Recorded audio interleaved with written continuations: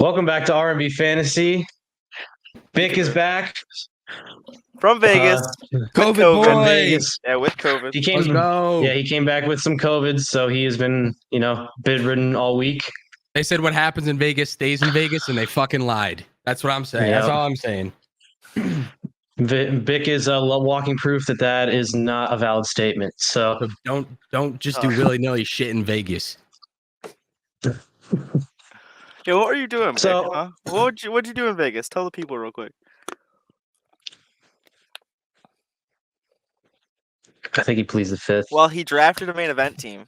I can say that. That's allowed to be talked about. What did you draft? He drafted a main event team. Highlight the team real quick. I just want to. Oh, Jesus Christ. Okay, so we had the 12 spot. What's the league format for people that aren't familiar? Oh, Jesus I feel like Christ. It's worth talking about. Okay, so it's 1 quarterback, 2 running back, 2 wide receiver, 2 flex, 1 tight end premium, 20-man roster.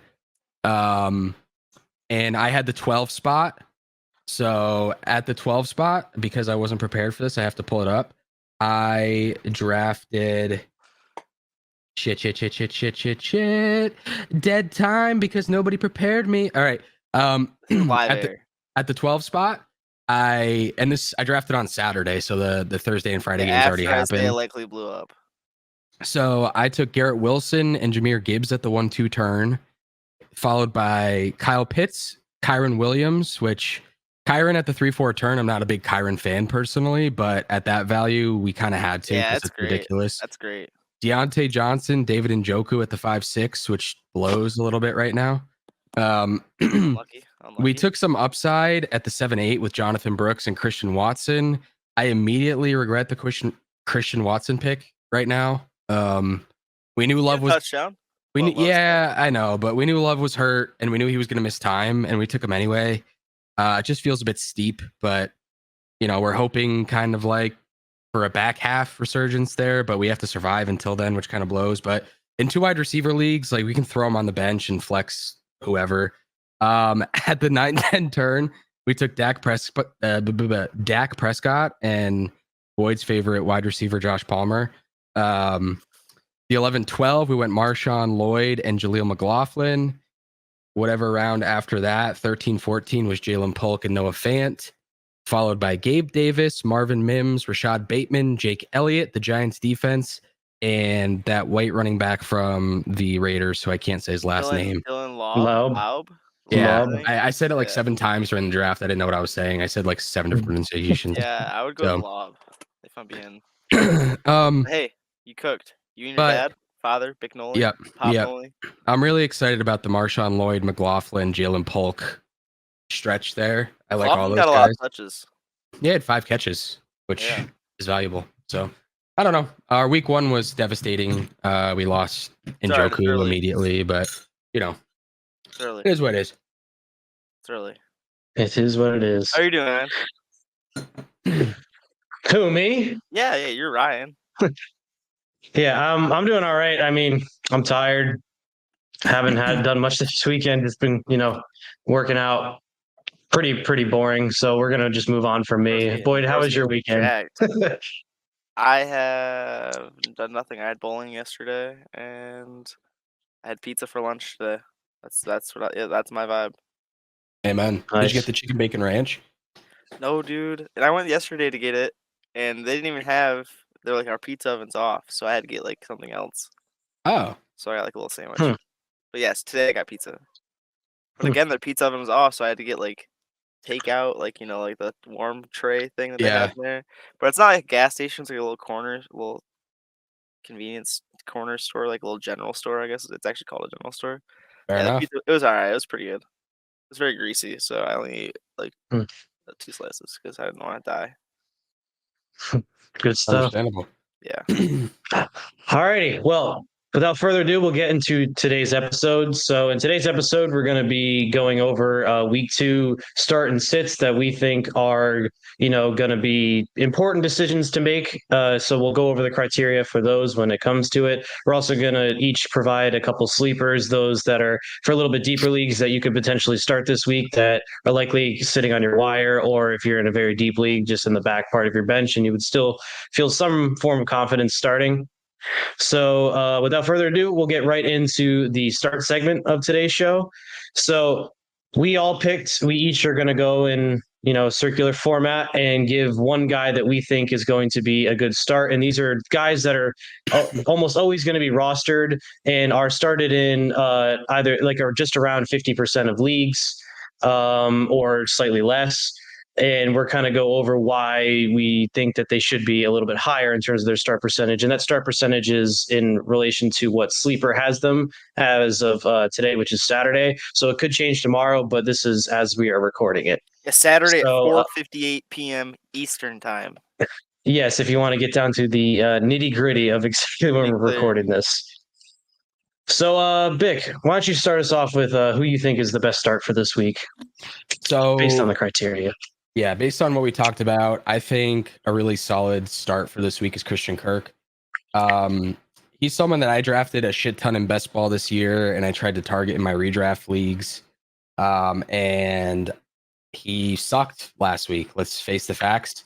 I'm pretty sure he had one catch for 4 yards or something along those lines. It was pretty abysmal. And as a result, a lot of people are pushing him to the bench already. But we know that he's at the bare minimum, or what I expect him to be, Trevor Lawrence's 1A or 1B for targets, at least to start the season, alongside Evan Ingram. And we know Christian Kirk beats man coverage. That's what he's known for. Last year, he had a 3.72 yards per route run versus man coverage, which was fourth across the NFL with a minimum of 50 routes run. He also had an ASS, which is average separation score, of 0.386 against man, which means that he was getting open a fuck ton. That ranked third in the NFL. So he beats man coverage. It's what he does. And the Browns ran man coverage the fourth most last year.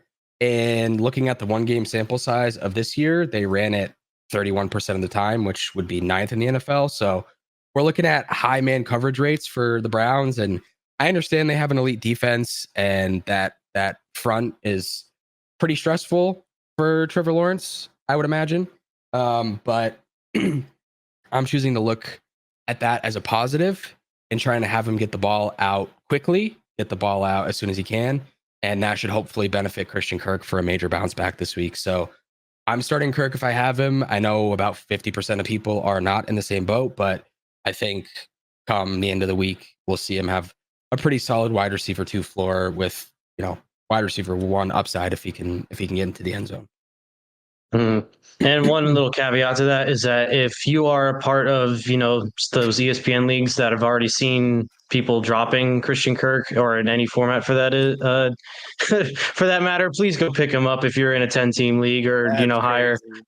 Because he's one of those guys where, just like guys week one will have blow up weeks, other guys like Christian Kirk will have completely dud weeks, and you don't want to make that mistake of just dropping him just based off a 1 week performance. Yeah, and week one is such an outlier week every single year. We never know. Remember when Sammy Watkins would put up fucking 25 points every week one? I missed that. And shit the bed the rest of the year, or Deshaun Jackson, that kind of stuff. Like crazy stuff happens week one. I take it with a grain of salt. We don't take a months of process just to throw it out the window after 1 week. Do we have to adjust? Yes. But I see week one being an outlier. I think we could see Kirk go 7 for 75, excuse me. And then if he scores, he's putting up 20 points. I think he's got a very high floor. And I would be starting him with confidence, even though we saw a pretty shaky performance last week, but it's week one. Right. I agree. Unless you have if he's your fourth option, maybe you could consider sitting him if you have 3 guys that are clearly above him, but he's definitely one of those guys where if you draft him and he's your third best option to throw in wide receiver 3 or your flex, you're doing it. You have to do it. So good stuff. All right. Boyd, excuse me. Who did you have this week as your smash start? So for me, I am going with a running back. So Big had a wide receiver. I'm going to go with a running back, and I'm going with J.K. Dobbins. Obviously, J.K. Dobbins had the great game after the return from the Achilles injury, which was really unfortunate. After the return from the other knee injuries that he suffered, where he looked great then, came back. This time he looked great again.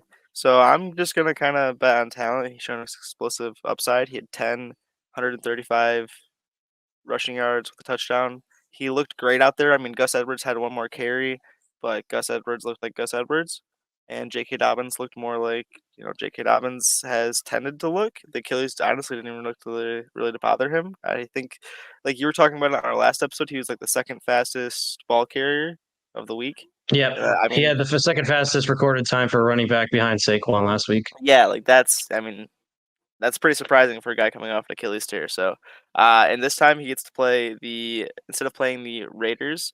Got to mention this obviously. He's playing the Panthers. I'm absolutely betting on that upside. J.K. Dobbins against the Panthers feels like a smash start, and I'm banking on the explosiveness there that he showed last week. Obviously, not every run was perfect, but he still put up 135 yards and a touchdown. And now he gets the Panthers defense, who gave up a touchdown to both Kamara and Jamal Williams and a lot of other people in that Saints game. So that's where that's where it leads me to is that I want to smash start J.K. Dobbins right now. Yeah, right now. And on top of it, something that nobody really talks about, just because of how well he rushed on the ground, was he did have 3 catches. Like, he didn't do anything with them, but I mean, J.K. Dobbins 3 catches, that's impressive. Like, historically, his first game back after injury, and he had 13 touches, 3 yeah. He was efficient on the ground. He got receiving work. He ran the most routes out of the backfield. So yeah, I mean, it's a guy that I don't have drafted anywhere in redraft, which might be a mistake. I mean, we'll see. He definitely looked a bit gassed at the end of those runs, but with time, that can get better. And he said himself he was out of shape. So yeah, but hopefully he can figure that out and actually finish a couple more runs and even better. Yeah, I think it would be too cute not to start him this week. So I think that's a pretty good selection by you there. Yeah, I mean, especially with how running backs have already kind of shaken out with guys, either underperforming or getting hurt. He's definitely an option where he's going to be top 24, to start any given week, which is RB2 this year. So I'm going to keep rolling with that. Yep. I'm definitely on that same wavelength with J.K. Dobbins. So I also picked a running back this week. I chose someone who was a little more rostered. I chose Brian Robinson this week. He's 86% rostered on Sleeper, but only 47% started. Last week, he got the bulk of the carries against Tampa. Granted, he only had 12 carries. That was because the game script caused them to pass more. But he also had 3 catches on 4 targets. So, yes, there is, Eckler there who's going to, take some of those targets from the running back. It's also encouraging to see that he's still getting some receiving work.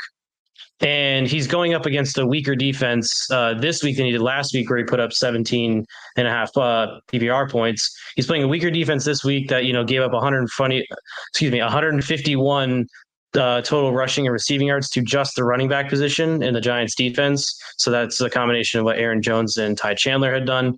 And Vegas is also predicting that Washington is going to win this game.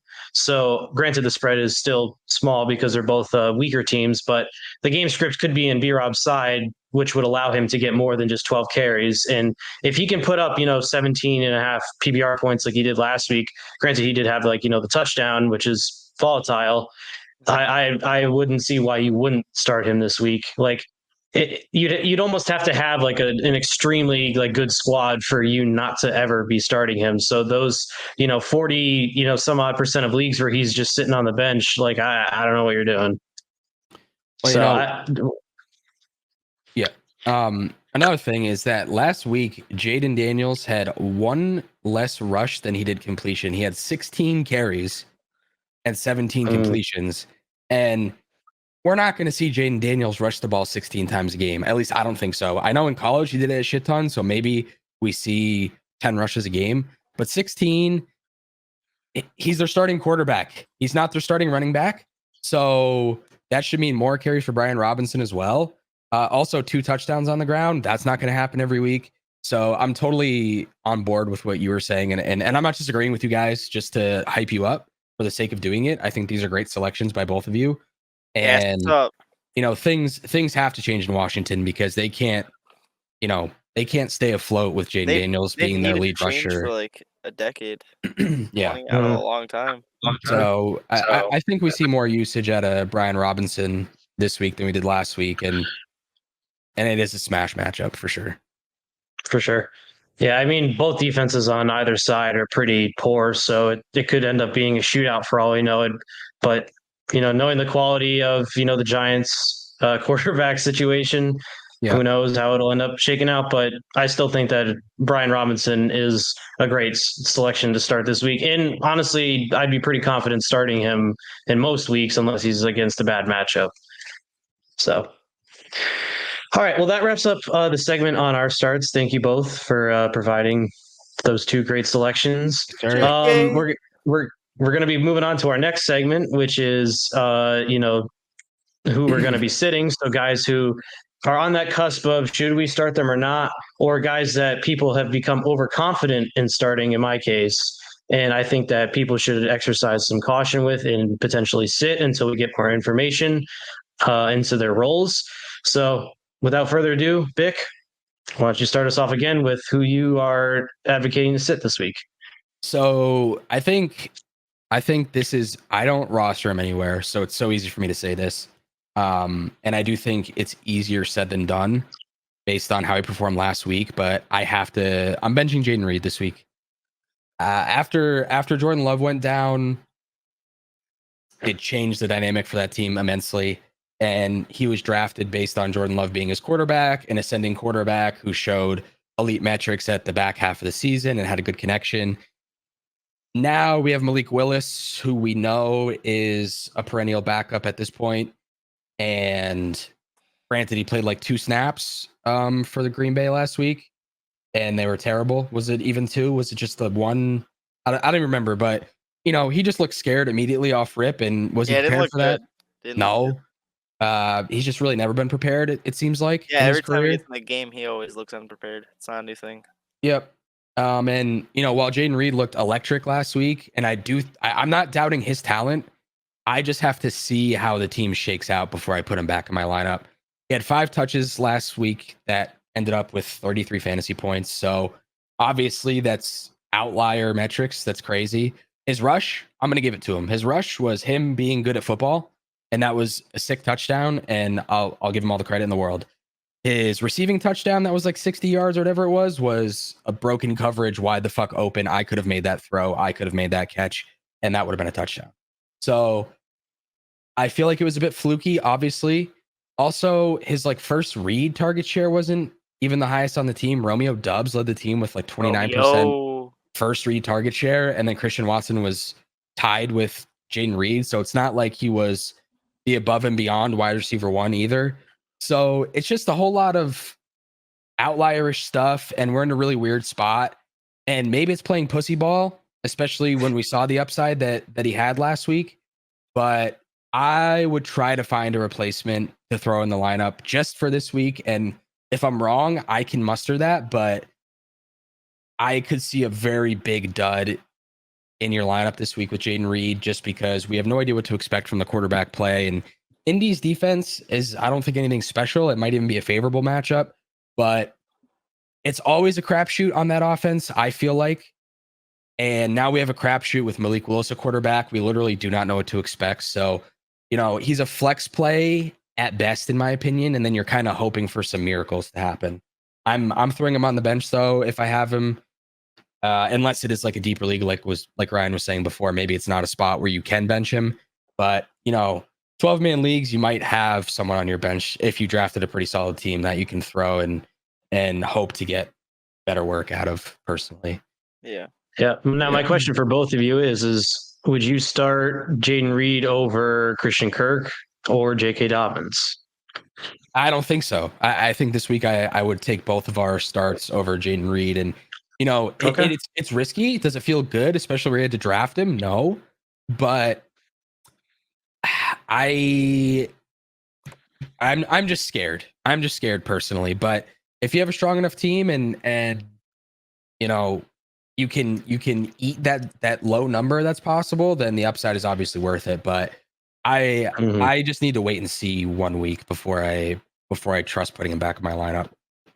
Gotcha. In terms of how I would do it, I'd probably put for those 3, if I had the option, it'd be J.K. Dobbins in the flex, then Jayden Reed, then Christian Kirk. That's how I would do it as well. Yeah, it's one of those things where like Jaden Reed, if he's the only wide receiver that I'd be confident in starting out of any sort of Green Bay pass catcher. Yeah, just because of how Just they use because them. he has, yeah, it's like the way they use him, and he's also had the like he had all the success last year when Dobbs was there, and Christian Watson didn't seem to get much usage, so we really don't know what's going to go happen. So I definitely agree that it is viable to exercise caution with the whole offense. Like I think the only one I'd be confident starting, regardless, like of matchup, would be Jacobs. But even then, it's like he definitely suffers from Jordan Love's absence. Yeah, the So whole offense definitely suffers. I don't like it. for sure. Alrighty. Well, Boyd, who do you have as a sit? I have this will make me a wanted man on Lions Twitter. I have Jameson Williams as my sit against the Buccaneers at home in Detroit. So in the dome, great environment to have great games. He's played there a lot though, and he has not had a lot of great games in his career. So he had what did he have? 9 targets, over 100 yards. He had a great day. Had touchdown, couple touchdowns. I don't know. He had a great day. He had a great fantasy day. A lot of fantasy points, which is a pretty rare thing for Jameson Williams. I have a couple little stats here that I found interesting, just based off his career, because he's in his 3rd year now, and granted he was recovering from the ACL tear his 1st year, and then he likes to gamble. He's just like me. He got suspended his 2nd year, but there's a pretty good sample size. Outside of the game that he just played, there's 18 games that he's played in his career. Of those games, he has 0 games with 8+ targets. He only has 3 other games with more than 5 or more. And then other than that last week, he has only 2 other games with 12 plus PPR points, which is not good. Not good. And he has had 0 finishes as a top 24 wide receiver. So basically, historically throughout his career, this game was an anomaly. He alphaed Laporta, he alphaed Amon-Ra St. Brown, and that's not really something that's happened before. And that's something that I'm not going to bet on again. I would rather wait and see. Kind of the same thing with how Bick was talking about with Jaden Reed. I just don't want to bet on a guy who is great. Not for Jaden Reed, the same argument, but for me, historically with JMO, historically, a whole lot of not shit in your lineup and a whole lot of down games. And yeah, he had a great week 1. I would rather see what happens week 2 and go from there. See if he's more reliable. Because right now, the one breakout game does not convince me to put him in my lineup. And that's just me though. What do you guys think? Are you guys sold on JMO?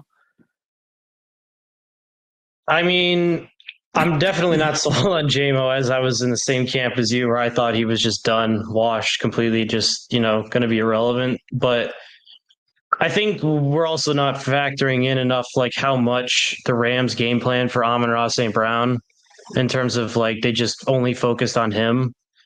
So it's going to be interesting to see how it'll shake out if Amon-Ra gets more work, because clearly JMO was the most used option in this offense in the receiving game, and Amon-Ra is clearly the best player in their pass catching group. Granted, they're all talented in their Oh own yeah, respects, but it's like he had, what was it, like 3.9 PPR points last week. Amon-Ra, like it wasn't good. he had like the longest streak. He has the fantasy's longest streak of 10 plus PPR Don't points in remind consecutive me. games with like 18 or something like Don't that. Like remind me of the he, pain.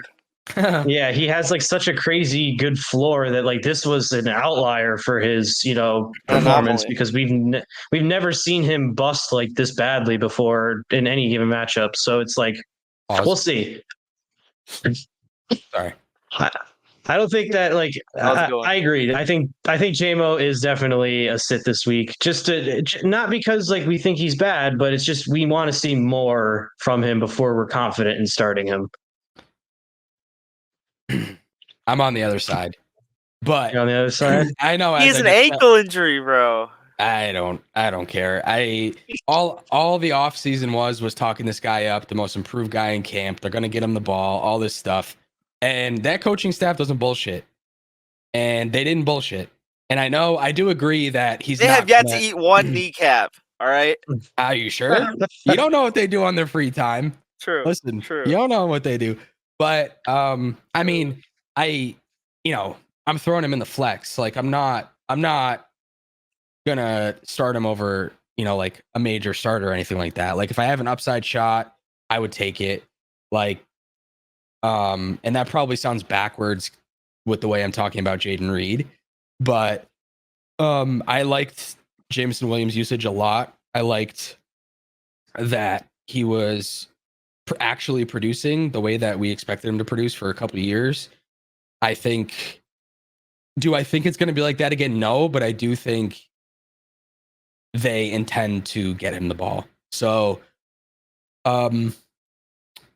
I can see the argument for benching him, and I would not ever be mad at somebody for doing it because it makes sense. It is the first game we've seen him really produce the way that we all hoped. But I'd keep him in the flex if I could find a spot. Jaden Reed or Jameson Williams? I would start Jameson Williams over Jaden Reed this week. I would start Jaden Reed. I would start Jaden Reed. Okay, so we're split. I love it. This is what makes fantasy football great. I always say if everybody agreed, everybody thought the same way, it wouldn't be fun. I don't know what it is. Here's the thing with it's just it's very similar to what it's just a gut. It just feels good. It just feels better. I'm uneasy about Jaden. Play. It's a sexy play. I'm uneasy about Jaden Reed, and I'm excited about Jameson Williams. Yeah, it's a sexy play. And sometimes when you got that flex spot, you gotta go with your gut more than go with the numbers and the draft capital and all that shit. You're like projected to lose by a little bit. You need to get some high upside in there. I mean, Jaden Reed did just have a great day, but like you said, Malik Willis there. Malik Willis sucks. Yeah. Mm-hmm. Yeah, I think the reason why I'd go Jaden Reed in that situation is because I have more confidence in his ability as a producer just because he has produced for longer than JMO has. But then again, Jaden Reed is also now going to have a different quarterback throwing to him who's ass. So it's one of those things where like, how is that going to impact him? Whereas JMO, he's going to be in the exact same system he was last week. So we'll see how he ends up being used or how he's going to, be used. And I just have a thing. I have a feeling that he's going to be like very much like how Ty Lockett can be, where he can win you weeks where he puts up like 20, 25 points, but then he'll just go the next week and get like 2. So it's one of those things where I want to see, like, I don't care so much about the production. I care more about his relative usage this week to kind of get a better read as to what is going on with him. Like, I'm excited that he did well because I loved him as a prospect, but like, just what he's shown in the NFL just hasn't been encouraging. Granted, Boyd did go over why, things have not gone great, but I guess we'll wait and find out. I mean, I'm excited to find out. I forgot to note that Jaden Reed did get added to the injury report on Friday, so he is questionable. Just saying. Another thing I don't like. Yeah. You pick up an injury on Friday and you're limited on Friday, and then you're questionable for the game. I don't love that. Just like AJ Brown. So, just saying. Yeah. No bueno. Yeah. I did not see that as calf shin injury. Okay. So for those of you watching, make sure you monitor that if you do have indeed Jaden Reed on your team. So just moving along, I will go over who I have as a sit now. Granted, I'm going to preface this before I say it. Please don't come at me. I love Xavier Worthy as a prospect. Get the pitchforks. Be careful. Get the pitchforks. Be careful, Ryan. I love him as a prospect. I have full confidence that he's going to be a great NFL player. However, I do think we should exercise caution in the early stages of his career in terms of his usage. Because last week, monster game, had 2 touchdowns, but he only touched the ball 3 times. We're not going to see a 66% Hollywood is touchdown dead, Ryan. Percentage. Hollywood is dead. Dead. I understand Hollywood was dead, but he was also dead last week, and he only got targeted 3 times and touched the ball and ran the ball once. And he only had 2 receptions. One of them came off of busted coverage as well. He is electric. He doesn't need a lot of touches to. I'm just trying to roll with this. But I think that the lack of usage we were expecting with him, like I don't think he's going to be a 25% target share, but like he only got 3 total targets that entire game. And it wasn't like it was like, they were up by a lot. Like they were in like, the driver's seat most of the game, but big ol'. She's on you. So what'd you say about Xavier Worthy? I'll poison you. Whoa. So I think It's a pen. those 67% of people that are starting him right now, I think you should exercise some caution and see. Like, I would start Jordan Mason. Well, Jordan Mason's a smash start waiver, so I shouldn't even say that. But like, I would start J.K. Dobbins. I'd start Christian Kirk. I'd start Jaden Reed. I'd start Jameson Williams over Xavier Worthy this week, simply just because I don't have full confidence yet in his usage. And the Chiefs are also playing the Bengals this week, who just lost to the Patriots last week. They didn't look great. Their offensive line looks garbage. Burrow is questionably healthy. I don't know, and like Vegas is heavily favoring to the Chiefs this week. So if he's in a game script that'll lead more to running the ball, I don't think he's going to get a lot of usage in that regard. So I think that, yes, there is the upside where he could just completely make me look stupid, and I'm totally fine with that. But if I have him, I'm not looking to start him unless I'm very desperate. Like if I'm in a 12-teamer that's like a little more like deep and it's like a 3 wide receiver league, then yeah, you might not have a better option. But like if I'm in 12 teamers or like, a 10 teamer where I only started 2 wide receivers, like I'm very confident I can find better options. Like I'd start Zach Charbonnet over him. Like, it's just one of those things where he's exactly how Jameson Williams is, where he can completely just blank this week. And I really don't, I'm just not confident starting him just yet. However, I am very happy if I have him on my dynasty team, which I don't have anywhere, unfortunately. But get him in semi-pro. Yeah, I got to make some deals for him. But I think that, if you have him, you're happy. But I would exercise some caution. And like I had said in our recap, I would potentially still look to sell him for a top, 24 wide receiver if that's somehow achievable. Or a top 30, depending on who it is. But I just think we should exercise caution because, rookie wide receivers are not, especially at the beginning, they're very volatile. And he didn't even have that much usage. He just had the touchdowns. Yes, so Vic. One could argue it's kind of interesting. Our sits for this week, or our fades, if you want to call them, because yes, whatever. Like I feel like Jaden Reed, Jameson Williams, and Xavier Worthy are all kind of like cut from the same cloth. Like Jaden Reed less than the other two, obviously, but like Worthy and Williams are just very like kind of the same guy. Like they're all just like upside shots that definitely super overperformed last week. So I just want to point that out. It's just interesting. Like they all had long plays that elevated their days on minimal usage, essentially. Yeah, it's one of those things where like week 1 we could see anybody pop off, we could see anybody dud. Like we need to see more. We need to see more sample size, and that's the thing about football that's difficult is we don't get big samples, so we have to make these gut calls based on very limited information and hope that we're right. So it's just one of those things where like I wouldn't knock you for starting him at all, but I would say, me personally, I would advise caution with him, and I would probably sit him or try to find a better option if I could. That's why he's here. I have an opponent in a league who's currently starting Xavier Worthy over Jaden Reed. So just fun little. Yeah, I'd start Jaden Reed. I would do fair. Reed, Worthy, Kirk, Jamo. I would start Worthy over Jaden Reed, but Jaden Reed is my fade, so it makes sense. It does check out. I think he's the best offense in the NFL, so I'm gonna,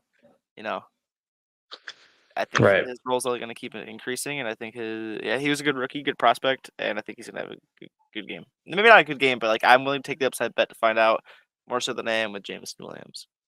For sure. Yeah, like out of all 3 of us, I definitely have the one where I'm most likely wrong, simply just because like the cards are best in favor of Worthy doing well.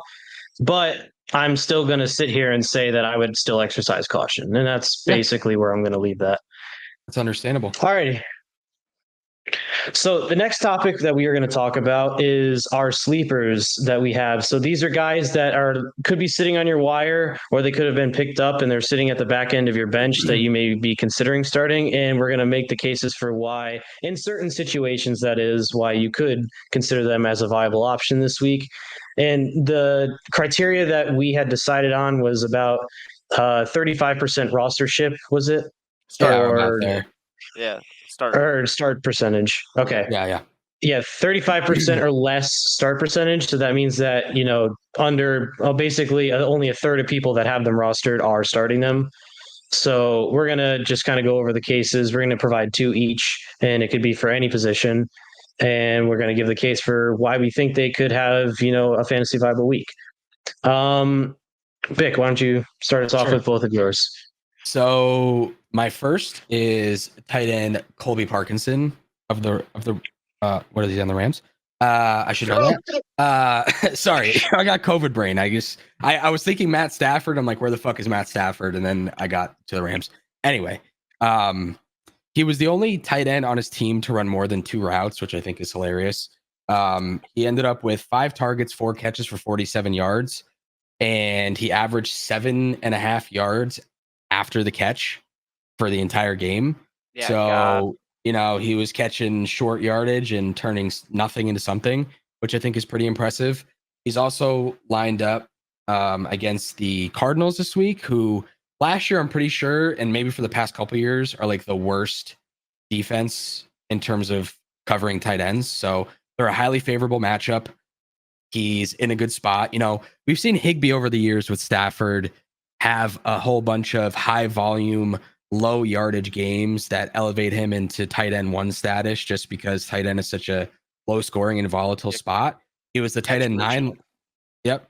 He was a tight end 9 last week. And then we saw good tight ends like David Njoku and Jake Ferguson both go down. So you may need a replacement. I think he's a more than viable fill-in. I think he's a top 10 tight end option this week. I think you are going to get decent volume with probably lower upside, but at the tight end position, if you get 8 to 10 points, I think you're happy personally.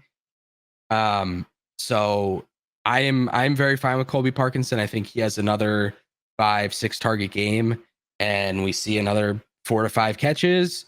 Maybe he finds the end zone this time, and then you're looking at 15 points. So I think Colby Parkinson is a great streaming option this week. If you either went as a streaming option when you started your draft, because a bunch of people will punt tight end and not give a shit, and maybe you suffered an injury or whatever it may be. Maybe your tight end sucks. Maybe Mark Andrews and you're sick of his shit. Yeah, I mean, I would use Mark Andrews, but I would too. But if you're a wacko and you want to benchmark Andrews for Colby Parkinson, then be my guest. But so that's my first sleeper.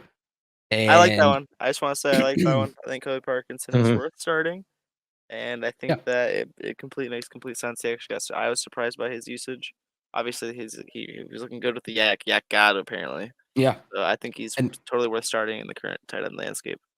With all the eyes being on Cooper Kupp, who's still going to get 17 targets anyway. 21 targets is insane. Right? Yeah, it's insane. And Kyron Williams out of the backfield. Who's trying to cover Colby Parkinson? Nobody. So I just think it's it's boring, but it'll get you points that are valuable. So especially if you're in a premium league, you're getting 1.5 for those receptions, which can be pretty important because instead of going 3 for 20 and a touchdown, you can get 5 for 50, and it's still a pretty solid double-digit showing. So yeah, I like him a lot actually. And then my second sleeper, which is absolutely disgusting to say, but based on last week and what we could be looking at this week, is Jeudy. So kind of piggybacking off of Njoku getting hurt, it's just more targets to go around. Not like all of those targets go to one player, and they normally get spread about when a target earner goes down. But he had 8 targets last week. He had a touchdown. He had a 20% first read target share, which was just behind Amari Cooper. He's got a very solid matchup versus the Jaguars secondary. I feel like he's a shoe-in for targets, and it's not all about the number of targets. We also need quality targets. So we know we're not getting the strongest targets from Deshaun Watson at this point. He seemingly lost the juice. I just think he's toast, which blows because, even though he's a major piece of shit, he was a very undervalued fantasy asset for the past couple of years. And I was hoping maybe he could turn it around and I could profit off of him being a dickbag, but that doesn't seem to be the case. But he's washed. We saw 3 for 25 and a touchdown on 8 targets. It's not a good conversion rate, but he had a positive separation score on like 22% of his routes, which means a quarter of the time he's getting his open. ass score was crazy. So fat ass. So he's not sexy. And if you did catch the injury bug, like my buddy Brandon in the league with Boyd has injury after injury after injury, And if he had Jerry Jeudy, he'd probably be in his starting lineup this week, honestly. Oh, 100%. That dude's starting Hunter Henry right now. But if you're super desperate, I think Jerry Jeudy is an interesting option. It's definitely for deeper leagues, though. He's got an 11% start rate at this point. I'm not, begging people to start him by any means, but if you're super desperate and your bench is weak or whatever it may be, he's probably available. And if he's available, I think you could give him a shot personally. I would love that for I my agree. best ball. Good stuff. My best ball drafts. I have a lot of Jerry Jeudy, so that would be my excellent. dynasty teams would love it. I got a lot of Jeudy in dynasty I still. have none of Jeudy in dynasty, so I got him when he was cheap. Now when everybody was, in his hive. So. yeah. Alrighty, Boyd. Who are your sleepers this week? Who are your two? Let me tell you guys about my favorite kicker. No, I'm just kidding. I'm just playing. I had you. You almost clicked off the video. I know you did. I almost ended the So, record. oh no, come on. You don't want to hear about Dicker?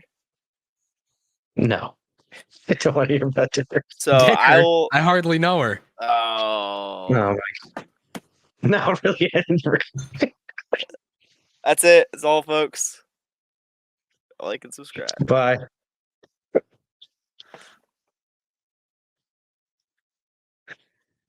All right, so I'll talk about Zach Charbonnet. All hell's broken loose.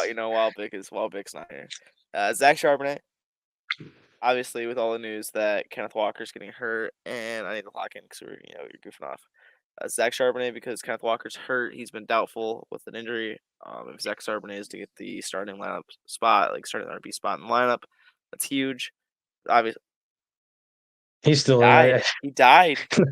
So yeah, if he gets the starting running back spot in the lineup, it's going to be huge. Historically, last year obviously there's only 1 year sample size, but last year when Kenneth Walker missed a few games at the end of the season, right before the fantasy playoffs, week 11, 12, 13, is when he was hurt, and Zach Charbonnet played a substantial amount of snaps. He had 13.2 points per game and was a pretty solid mid-level RB2. So, you can project that here, in my opinion, against the New England Patriots. Zach Moss had a touchdown. Chase Brown had some rushing yards. Moss had his rushing share, and it should just be the Charbonnet show. He subbed in for Walker last week when Walker got hurt towards the end of the game, and he managed to still have a 30-yard catching touchdown. So, they're going to use the running back, whether it's Walker or Charbonnet. Obviously, Walker's a better player, but Charbonnet is no slouch in his own right. So, I think he should be started. Obviously, it's pretty if you play Dynasty, it's hell yeah, I'm starting Zach Charbonnet, but his starting percentage on sleeper is only 21%. Obviously, this is Saturday, so the Sunday lineup changes haven't really taken effect, but I still expect him to be somewhere around 35% maybe, because Zach Moss is at 37%, 36%. So he'll slot somewhere in around there, and I think he's 100% worth a start as a high upside RB2. He should at least be a middle RB2 with plenty of upside for more against the Patriots too. Your Patriots, Vic. What do you think of it? Are you a Patriots fan too? Our Patriots? Yeah, I was gonna say your ours. Patriots. Oh, Yeah, baby. oh, I'm outnumbered, Grody. You're starting him in our league, aren't you? Yes, I am. Zach Charbonnet is in the lineup. He's replacing Chase Brown in my RB2 poverty position. I'm excited about it. I didn't even look at your lineup. I just remembered you had him, so I figured you he's had to start 100% him. in the lineup, and he actually has the best odds to score a touchdown on DraftKings in that game at -105. So I thought that was pretty interesting. He's the only one that's in the minus. I don't really like betting on minus. Stinky odds. That's I don't crazy. really like betting on touchdowns in the minus. J.K. Dobbins is I wrote it down. He's +135. He has the best odds in those games. That's solid. I would rather. I'll probably do a parlay with J.K. Dobbins in there because I like the +135 much more than the minus, and I'm more confident in J.K. anyway. So yeah, I found it interesting though that he had the highest odds. That's good for us that are starting him in fantasy. Yeah, so 100% worth the start in my opinion. Sorry to upset the Patriots fans in here. That's all right. Yeah, in my dad's dynasty league, he punted RB2 pretty significantly, and one of his running backs that he drafted was Charbonnet. So I'm happy for him in that league because he executed perfectly. That is what we strive for. Pop Noli's cooking. Pop Noli. I love it. So, boy, who was your other sleeper this week? Yeah, well, I'm sick of talking about running backs and wide receivers and tight ends and skill positions. Let's talk about a quarterback. Ooh, I'm here to preach spice it the up. gospel of Justin Fields. Now, calm down. I'm not saying he's a MVP level quarterback. Oh God, here we go. Now, not saying he's an MVP level quarterback. but hear me out. Great fantasy quarterback. He is this week against the Broncos. Broncos are, they have Surtain, but the defense, their whole team sucks. Sean Payton is a fraud. They traded first round picks for that guy. He's a fraud. And Justin Fields is a fantasy machine when he starts. It looks like he's getting the start again. Russell, I don't know if he's been ruled out yet. I really don't. But I feel like he's pretty much guaranteed to be out as far as I've heard. I don't know if A he's report came actually out 2 confirmed hours out. ago saying that Fields is like most likely starting. Yeah, see, so according that's kind of to what I've been hearing all week. So someone. yeah. So in all the games that he's played, he's normally at least a good fantasy level quarterback. Obviously, every quarterback has their slouch games, but with Fields, he's usually at least a quality fantasy quarterback. But his upside is what really separates him from the rest of the pack. He has that dual threat ability where he can throw the ball great, rush the ball great. He has 11 career games above 25 points, and then on top of that, 5 of those games, he has 5 games on top of that above 30, and then 3 of those games are above 40.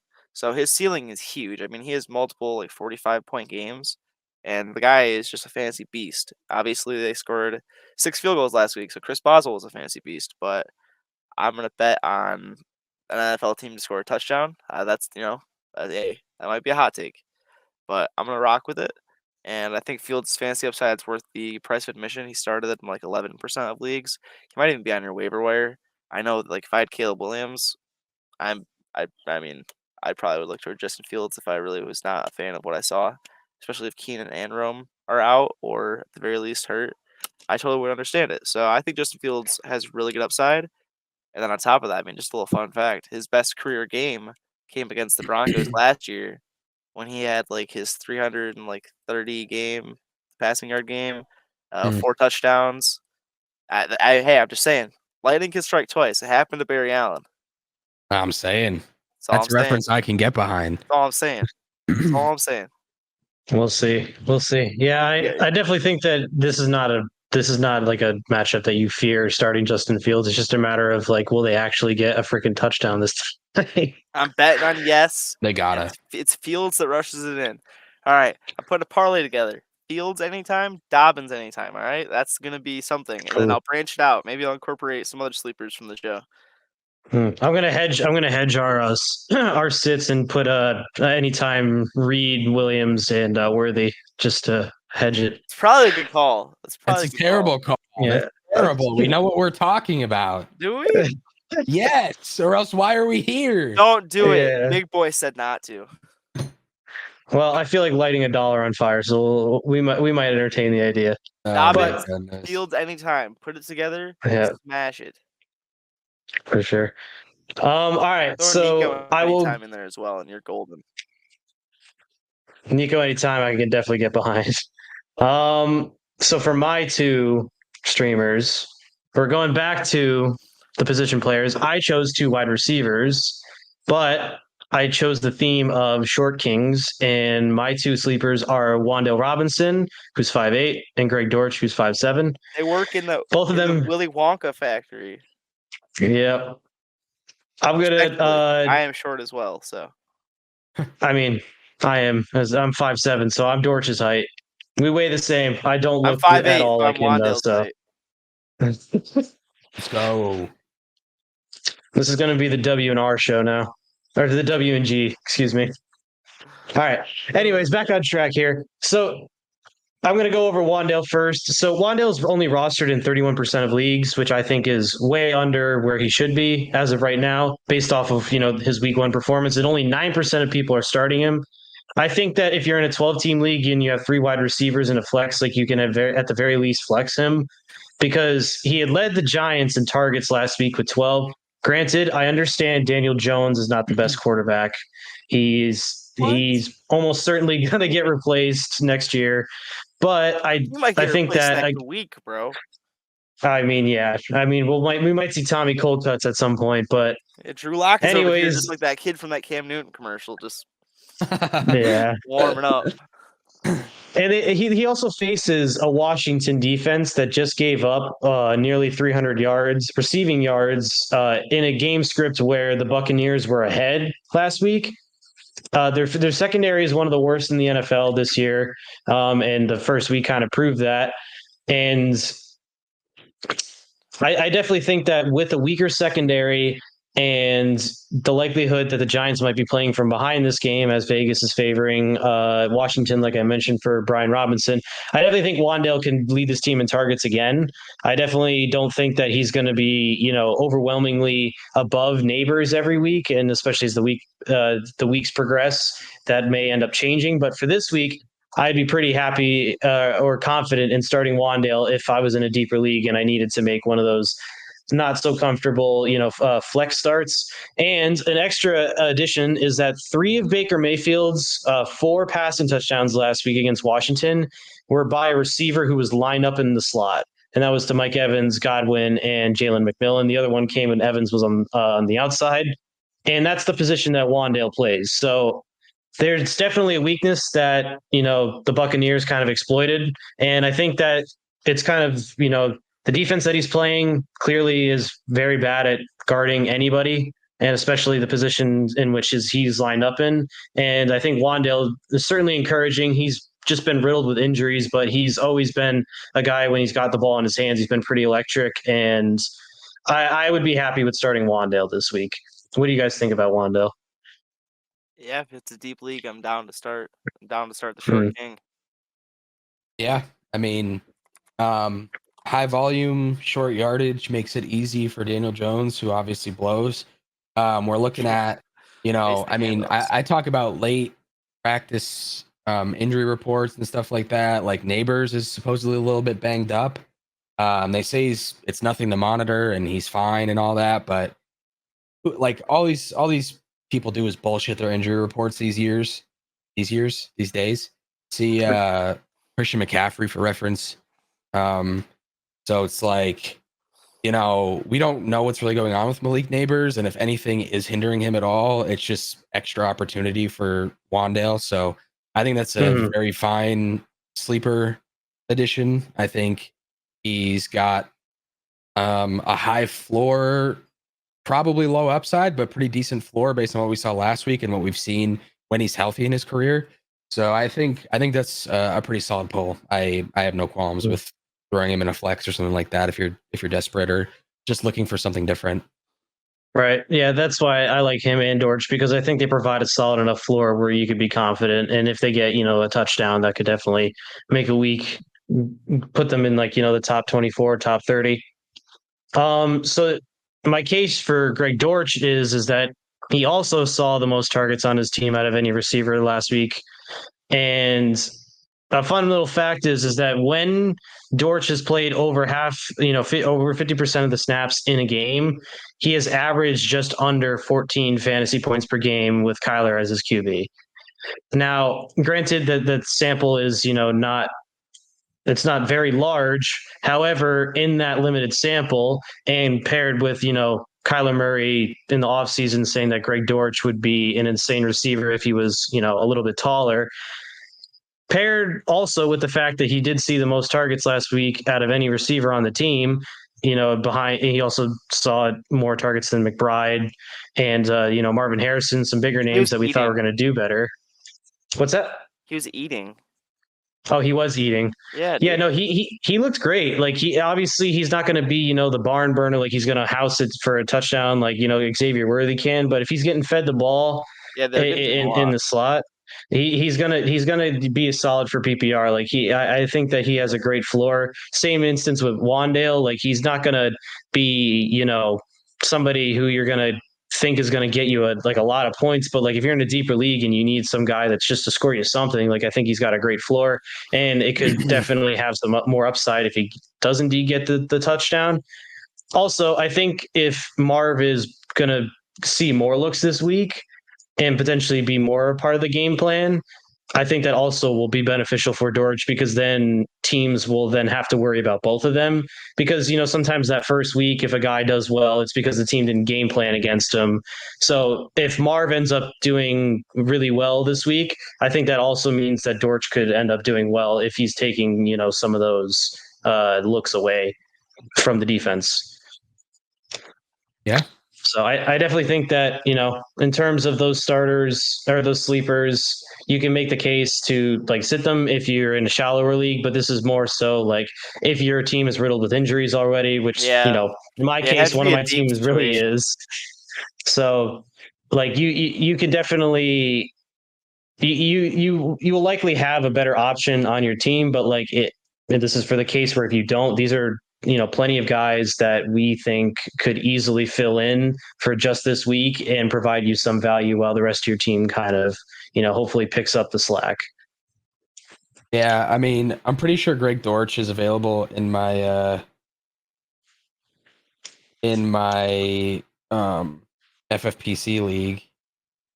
So I might have to go and scoop him up tomorrow. We'll have to see. I think I might have to do that. Yeah, because I mean he's not even started in more than 10% of leagues where he's rostered. So I mean, I wouldn't we'll probably not see that go above 40%, but if it's 20 or 30%, we'll take credit for that. So but yeah. Do you guys have any other remarks about Wan'dale or Dortch here? No. Let them get their 7 catches for 40 yards. That's exactly what I was gonna say. I will prosper in my PPR leagues. Yeah. Boyd said before we started recording that you were supposed to pick 2 sleepers and Ryan just picked 1 because they're the same guy. And it's they have a supposedly alpha rookie wide receiver 1 ahead of them, and we didn't see that necessarily come totally to fruition week 1. So I mean, they might be the same guy. Yeah, Kyler was hyping up Dortch as the best wide receiver on the team in the offseason. Yeah, and then he said, "I don't have to get Marvin Harrison the ball. That's not my job. That's not my job. I'm not the facilitator of the offense. What do you think? What do you think I am? The ball. The fuck? I just show up for PR. Go ask the offensive coordinator, bitch. Right? Oh, that's Greg Dortch and Wan'dale Robinson. Literally the same exact person. I love it. I love it. It's beautiful. So, alrighty. Well, we kept it under an hour, so we didn't have it end up being almost 2 hours like our weekly recap earlier this week. But make sure you guys do tune in. It was a long one. A couple people commented their favorite fruits though. So yes, they did. Shout out really to those appreciate it. That waited. Seriously, that means a lot. Thank you that was a long one. So thank you. Yeah. For sure. We'll be doing our best to kind of shorten that this week so we can get down to the really important points of each game, but we will be doing those weekly recaps. We will also be providing, a waiver episode. That might be something a little bit smaller, could be potentially more edited. That's to be decided, but just make sure you guys stay tuned for that. We hope you guys enjoyed this episode, and make comment down below who you think is the best sleeper for this week. Yeah, what is it? All right, the best sleeper for this week. Gotta hear it. I'm cutting out. Tell us. Tell us. Also, if anybody is interested in betting the Boyd parlay, Dobbins and Fields, those were the 2 guys, right? Yep. Dobbins and Fields to score is plus 721 on FanDuel right now. Yep, and then you add a Nico into there, and then you get greedy, and then the misses. So keep it to the 2. Take the 721. Toss $50 on there. All right, I'm down. I'm gonna do it. Alrighty. Well, I might end up, trademark. Yeah, I'll put that on Twitter and post it on Underdog. I'll be sweating it. I love it. Alrighty. Well, we appreciate y'all for watching in today's excuse me. Let's rephrase that. Yup. We appreciate you tuning in to today's episode. Make sure you guys subscribe, leave a like, leave a comment down below of your favorite sleeper for this week. Make sure you follow us on all of our socials in the description, and we'll catch you on the next one. Peace. Goodbye. Peace.